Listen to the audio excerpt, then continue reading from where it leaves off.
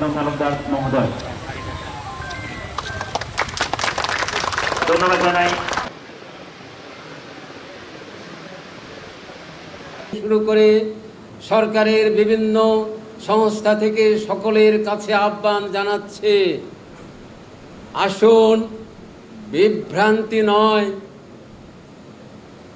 অপপ্রচার নয়, আমরা পার্বত্য সমস্যাকে গভীরতর দৃষ্টিকোণ থেকে আমরা দেখি এবং পার্বত্য সমস্যাকে সমাধানের জন্য এগিয়ে আসি।